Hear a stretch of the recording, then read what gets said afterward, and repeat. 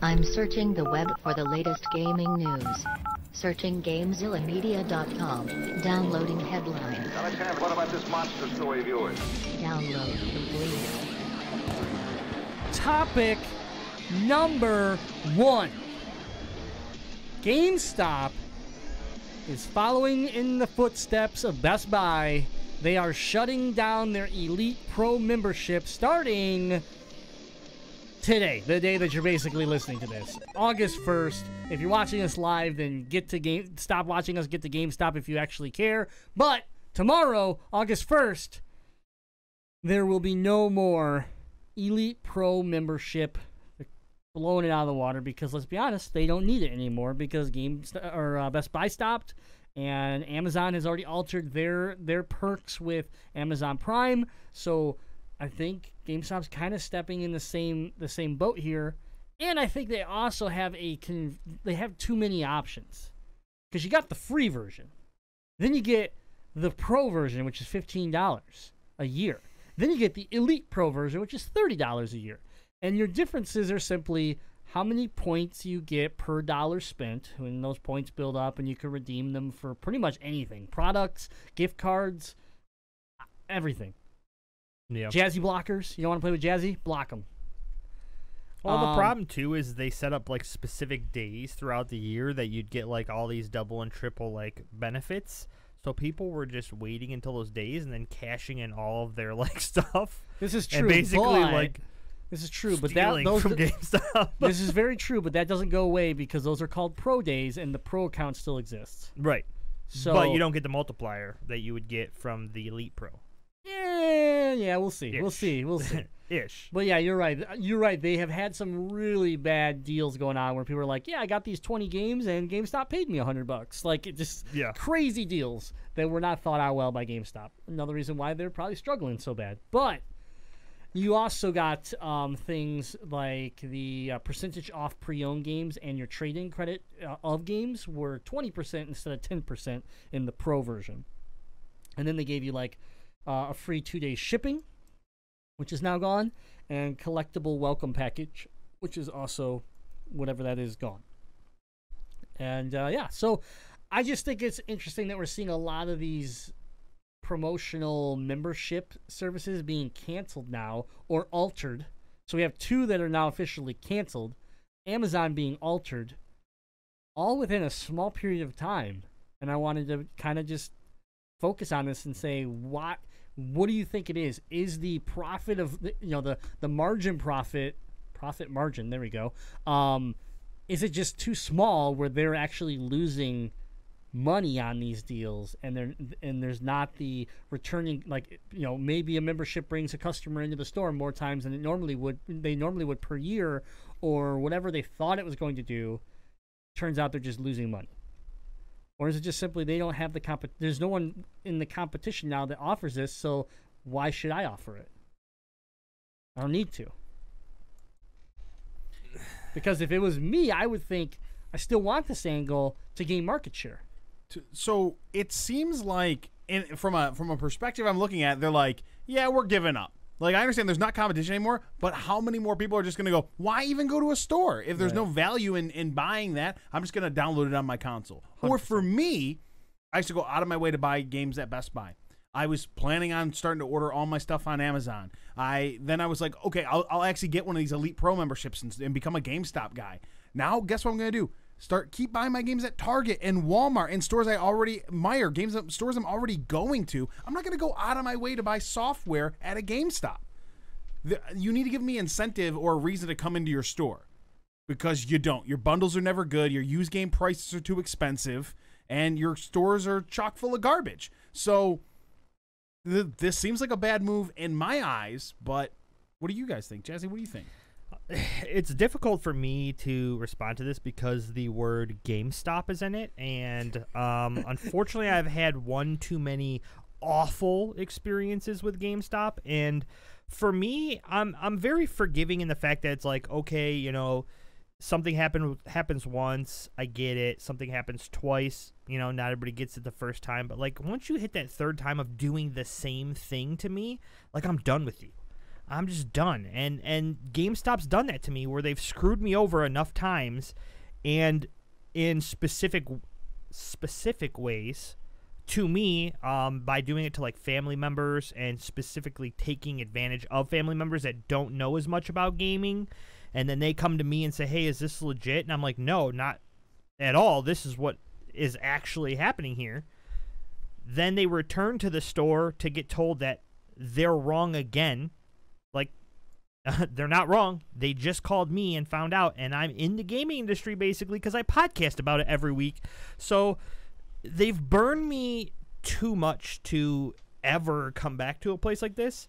However, to answer the question, I don't think any of these stores are really going to hop on what Ethan was saying. Is it's just going into a place and you're going to buy your game from a place that you're already going to. Like, you're not going to go out of your way because things are too easy to throw your console on and download it from your console, because with the taking away of all of these perks that you're getting, you're basically maybe saving $1 or $2 on going into the actual store versus getting it from the console or a digital place, and it's not worth it.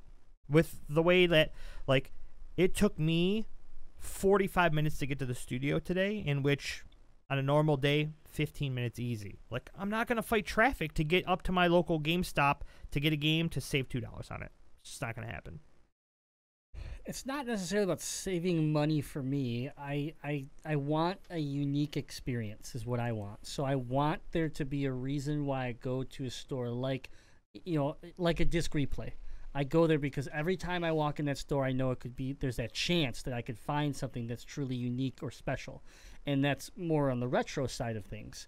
GameStop has already tried that and failed miserably on the retro game, but things you could do to make your store unique. Like, I can't understand why no one has bought limited run games yet and actually just made an exclusive to them. Like Best Buy or GameStop. Like, it can't be that expensive to go out and buy that semi-small company that has a 10x10 booth at conventions that somehow makes all these deals with like popular indie games to make limited runs of their game that sell for hundreds of dollars after the fact when they sell out from their website.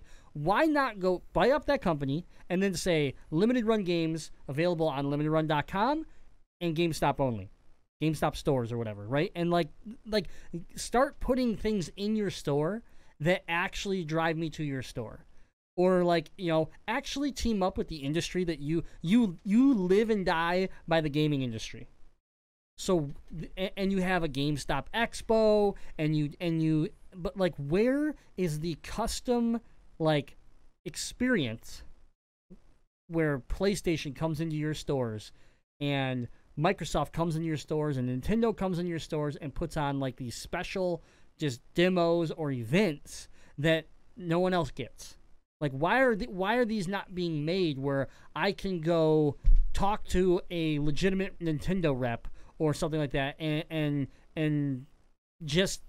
that is enough for me to sit there and say, hey, Nintendo's going to be at GameStop this Sunday. I'm going to stop up there and talk to them about, Nintendo Online and how a hot piece of garbage it is. I think GameStop tried to do this, but they did it in, I guess, almost the wrong genre when they purchased ThinkGeek, right?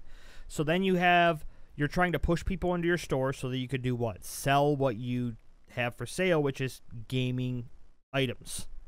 Then you get a whole bunch of people that are coming in and like, do you have the rare Funko Pop that you only had made 4 copies of and you only got 1 copy of? Oh no, the person that was here and waited and camped outside the store for 2 days got that? Okay, and then they leave. So your draw of them into the store failed you because they're coming to your store for the thing that you're not selling. But the problem with ThinkGeek, in my opinion, is ThinkGeek, yes, has some video game related items to it, but a lot of it goes beyond video games. It's just nerd pop culture. And even though Limited Run Games is also an online company, like ThinkGeek has always since day one been that like store of physical products that I shop at thinkgeek.com. So you have to break that habit, right? Right. Well, you can't move. Your stores are so small that you can't carry the product of ThinkGeek the way you need to except for the few unique stores that are ThinkGeek special stores, and they actually have a huge section. But beyond those stores, it's like they throw a Snorlax beanbag chair in the middle that you can't even walk around, and then they just smash a bunch of boxes all over the place where I can't even reach them to look at them because they don't have the proper design of a store to display this product. Now, Limited Run Games is a game. It goes on the wall just like all your other video games, except you build a little 8-foot section or 4-foot section, and you make it a limited run section. And again, it's only available at GameStop. And heck, maybe you own the company at this point. Maybe certain limited run games are only available at GameStop.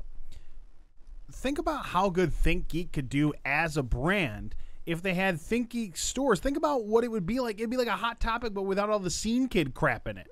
Right. Like, how often am I in Hot Topic looking at the Pokemon stuff and, like, the cool, like, Nintendo stuff they have in there? Think about if they just had a whole retail space just of the cool stuff that ThinkGeek actually sells. I'd be in that store all the time. But I never want to go to GameStop because it's too crowded. It's full of trash.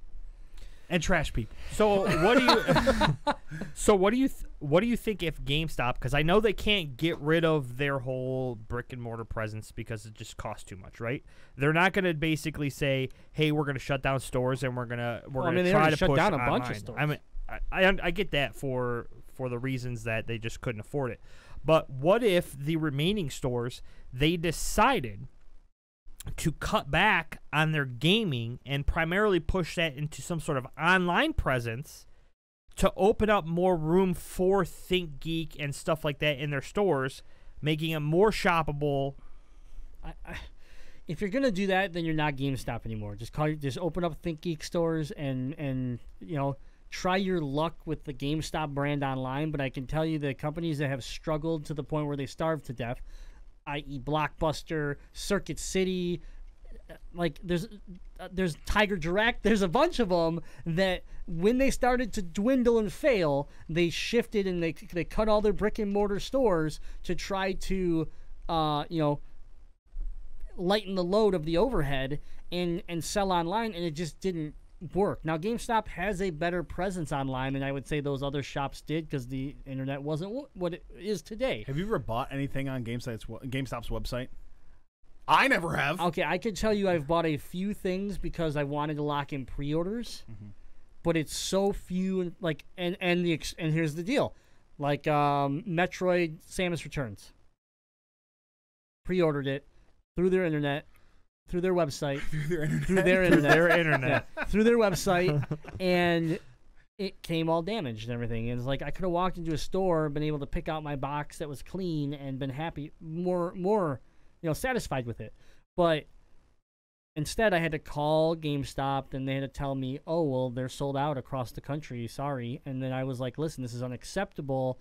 I ordered this from you because this is a collector's edition, and it's one of the most important IPs that I care about." And then all of a sudden, they're like, "Okay, we'll send you another one." And I'm like, "Wait, you just told me they were sold out." You're right. Their online presence is not the greatest, but they have one. And I guess, and again, when you compare online shopping of today compared to when Blockbuster and them were a thing, it's better. Yeah. So they might have a chance, but I don't think so. I mean, what? Yeah, because if you're thinking about it, what can Amazon? Yeah, what can GameStop do to save the presence of the fact that their retail environment's just dying off? So Blockbuster didn't have a so-called service that they could provide to stay alive, along with a lot of these other places, like Best Buy. Best Buy has been having trouble and there's been talks about them, potentially having to claim bankruptcy until they brought in the whole Geek Squad and have been able to sell a service. The movie sales and music is basically gone at this point because you can get everything off of, streaming services. So they cut that down and they increased their appliance section, right? Because it's something that you have to physically go and buy still because not a lot of places to shop online for something that important because a lot of people still want to be able to speak to somebody to find out about that product and stuff like that. So they increased that. They have ThinkGeek or Geek Squad. I don't know why. So what can GameStop do to increase what they have in their building, which already isn't selling, or come up with some sort of service that, I mean, you can't fix consoles because well, it's they had all a service. based They're on they're shutting it down. they're shutting it down, right? They're So- doing the opposite of they're taking what is unique about them and they're eliminating it. Yeah. That's the So, problem. so Like- and I hate like to say their that, I think they're idea- gonna be Their going idea bankrupt of soon. their Elite Pro that they were gonna do, or whatever the heck they were gonna call it, that was where you could rent one game out. You know, like that idea was Right. not that necessarily I would use that service, but it was interesting where it was like, someone like Deadite, who is more like, I don't know if I'm gonna buy this game, I'm not sure it's for me, could go and say, hey, this month I would like to check out this game, take it home and see if it's even worth it, or if I put 5 hours into it, that's all I need of this game, hand it back to them, check out another game. How good would it be for instances with the GameZilla community? We'll get hot on a game. How good would it be if I could literally go up to GameStop, which I had a membership with, and grab that copy of Minecraft because I feel like playing with these guys for a couple hours, Right. but I don't feel like paying $30 for the full game or something. You know, like we talk about whenever there's a big swell, all of a sudden, hey, let's all play Splatoon for 2 weeks. Someone could go grab that game at GameStop, play it for a couple weeks because they have that. Like that was a cool idea that could have given them something special. Because because of it, you're driving these customers into your store. They have to come into your store to get that game, giving them the bigger chance of like, I need a new controller. You know what? I do need control freaks for my joysticks. Man, my headset broke because I got mad at Deadite during the Destiny raid and I threw it against the wall. Like, there's a lot of things that can happen because you go back into the store. Like, I'm really big into mountain biking right now, and I go into my mountain bike shop all the time. And guess what? I end up buying something every time because I bought a bike from them. So for a year, I get 15% off accessories. For a year, I get free tune-ups on my bike. So what do I do when I need a tune-up on my bike? I take it to the bike shop. What happens when I'm at the bike shop? I see what's new at the store. You have to have something that draws me back consistently, and that's something like back when we worked at Worst Purchase, that we were told, hey, these types of customers come in this many times a year, these types of customers are different, and the idea was they analyzed that there's reasons why the holiday is so big because it pulls out certain types of customers that don't ever come to Best Buy the rest of the year, but they're big spenders. So, like, again, those analytics are out there. The concept of what customers do are out there. So you can't even tell me that you don't know what your customer base is, how they act. So for me, I just don't understand how, and maybe they cut this August 1st and August 30th or something like that. They release a new program. September 1st, there's a new tier that comes out, and we all shut up and go, oh, that's why. But again, the fact that this news is broke and GameStop is laying silent is just a bad look for them right now. They need exclusivity to the actual storefront too. So, like, I work at Target, and you want to know why people come into Target to shop for clothes? Pikachu Funko Pops. Pikachu Funko Pops, That's exclusive to Target. It's the only reason. Yeah, right. Archer Farm snack mix. But now Target does have a good self-made brand, that's for sure. But we have all these exclusive designers and stuff like that are coming in and dropping their brand in our building that you can't get. Hey, yeah, you can go right to this designer to get their brand of clothing, but if you want to get it in your local store, only place you can get it is Target. So why isn't GameStop doing something like this with local companies and or companies that are worldwide? Like, I should be walking into a GameStop, and GameStop should have done this years ago. They should have Maxnomics and or DX Racer chairs in their stores. They should have Scuffs or Cinch gaming controllers in their stores. You want to know why? Because it's the only place you can go to get it is either the website of the actual people themselves or a GameStop. Yeah. Who wants to go in and buy some, R.I.P. Mad Cats? But who wants to go in and buy like some sort of like knockoff controller? It'd be way cooler to be able to go in and get a customized controller, like customize a Scuff, a Cinch, get an 8-bit do, get cool stuff that you'd have to only get online right now. If I could walk into GameStop right now and buy because I have an 8-bit do controller, the NS30 Pro or whatever, the new one. If I could get the new one with the joysticks built into it and the home button and all that, I would go buy it today. I might be with you on that one. Yeah, like I actually when I was at 1UP Games, I actually thought that they had 8-bit do controllers. The box like caught me off guard. It was a different brand, but at first I was like, oh man, if they have it, I'm buying it. Because you're right. That's something that you can't find in stores. Because you can go and you could buy every game, every console, everything else aside from maybe some exclusivity as far as like their Funkos or their stuff like that, or some of the deals they give in any other retail store. Best Buy has it, Target has it, Meijer's has it, like Walmart's has it. Everybody has these because they're just the game. Yeah, like you need something that nobody else is going to have, like you were saying with the limited run games. The day and age of exclusive DLC being a draw is over. Like everybody has something. It doesn't matter where you buy the game from, you're going to get something. And then 3 months down the road, everybody else's exclusive thing becomes just a free download through the store. So like get over that and find some new unique ways, like JazzE just said, like myself. The rental idea, I know there was a lot of problems with it, but redesign it and figure it out and then push it and test it again. Don't give up on it and make yourself unique, because that's what people are looking for. I mean, you mentioned Best Buy and them struggling. The problem why Best Buy struggled is when I started working back in 2006 at that place, there was a uniqueness to Best Buy. There was an expertise. You could come in and you could learn something that was tough to learn other places.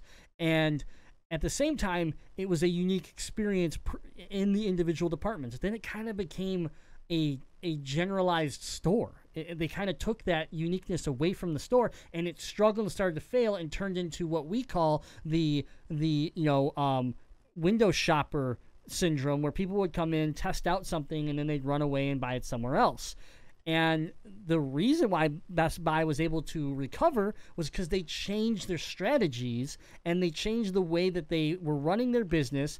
And yeah, they made some sacrifices. They failed on some things, but overall they came out ahead because they adapted. And if GameStop doesn't adapt and just keeps cutting corners like what it looks like they're doing right now, yeah, it's just a matter of time before these rumors of talking about bank firms buying them out and just pretty much filing bankruptcy and riding the Toys R Us train here, where they're going to pay out bonuses to everybody and then just shut the stores down.